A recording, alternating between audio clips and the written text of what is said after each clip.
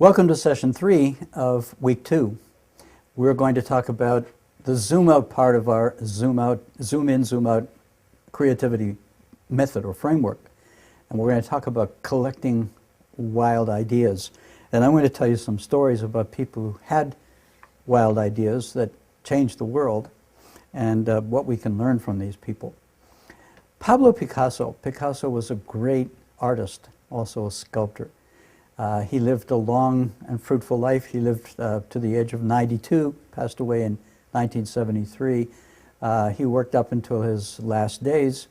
He went through World War and moving from from Spain to France, to southern France, but everywhere he went, he set up his studio and showed up in his studio almost every day and worked really hard at his art. And he was unafraid of innovating. I saw an exhibition of his sculptures in France, in Paris, I think at the Pompidou Museum, and it was striking how Picasso continually tried new and different things. And he was never afraid to try new and different things, some of them rather wild, and never considered the critics or what people thought of it. He was driven by his own innate need of creativity, creating things that are novel and useful in the sense that they're interesting and they're art, and they bring us pleasure when we look at them. Picasso said something very clever, I think.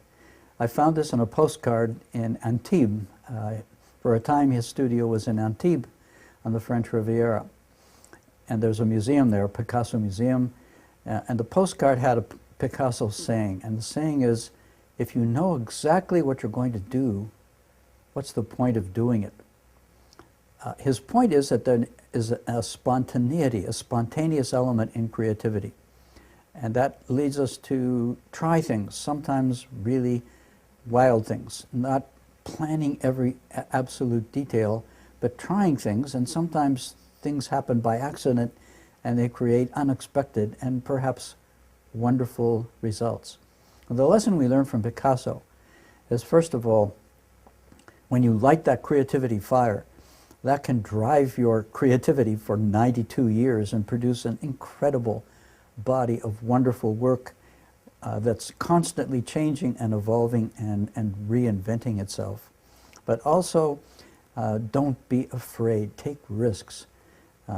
If you don't take risks, then you can't make anything novel and useful truly happen. Pirandelli. Pirandelli was an Italian playwright. He wrote a play called 6 Characters in Search of an Author. The play was performed in 1921. It was not well received. By the way, Picasso's work as well in the early days was not well received. Today, his paintings bring tens of millions of dollars. But initially, because they were creative, because they were truly novel, innovative, they were not well received because they looked strange to people. The features, the nose and the ears were in the wrong place on faces that Picasso painted. Pirandelli's play was also not well received. 6 Characters in Search of an Author. In the play, many of you have seen it or are familiar with it, actors walk on the stage and they begin to chat about creating a play and where's the director and who's the director and what are we going to do. This is unusual. Normally in a play, there's a plot and there's a story and people have characters and real roles and they play the roles and they say their lines. And here we have people walking on the stage talking about making a play happen during the whole play. That's what it's about. How do we make this play happen in search of an author? People didn't receive this well. They felt it's somehow making fun of them or mocking them. And Pirandelli was simply pushing the borders, pushing the limits of what a play is and reinventing a play and creating a new kind of play. And of course, it's now become a classic. It's, in a sense, kind of a Shakespearean classic in the sense that it's widely performed, widely studied, and greatly appreciated.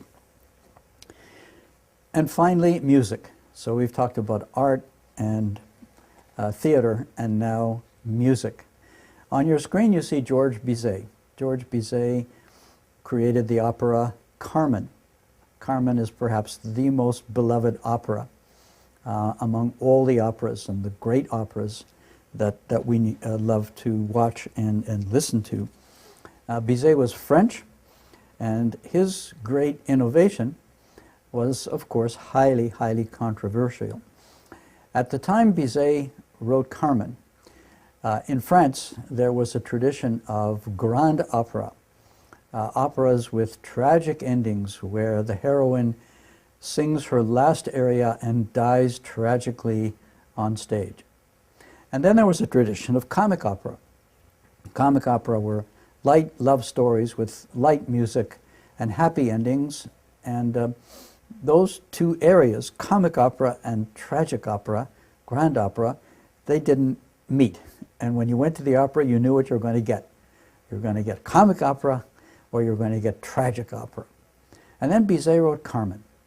And Carmen combined the two. He did X plus Y.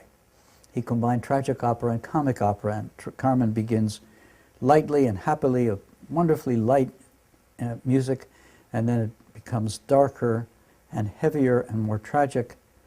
And people had never seen this combination. They didn't know what to make of it. And when Carmen was first performed, the audience, I guess, didn't really riot, but they shouted and they protested and they rejected this. And Bizet was rather heartbroken. Some think his rather early death may have been caused by the failure of his great opera to be widely accepted. It didn't take long, though, and in just a few years, Carmen was performed many, many times, and people got it.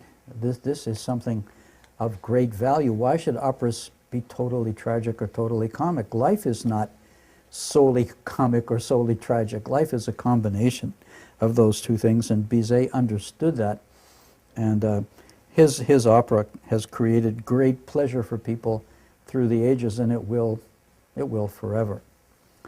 So I'd like to use Georges Bizet to do a little exercise, a little self-awareness exercise, because remember, part of our discussion in Cracking the Creativity Code is this journey that we take inside ourselves to discover who we really are and what our passion is. And the question I'd like to ask you is, imagine that you're Georges Bizet, and you knew that you were writing an opera, Carmen, and it would become one day perhaps the world's most beloved opera, most performed opera all over the world. But you know that in your lifetime, you are going to be scorned, criticized, and fiercely ridiculed for your creativity, because this is something unfamiliar. It takes people out of their comfort zone. Until they get used to it, quite a bit of time is going to pass. Would you pay the price?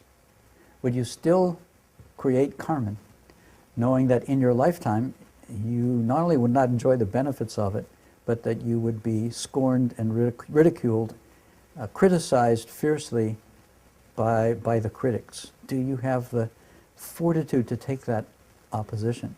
Because many times creative people, creative breakthroughs, in fact, encounter tremendous opposition.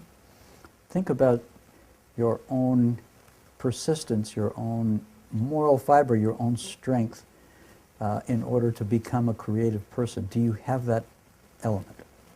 And this ends session number 3. Please join us again for session 4.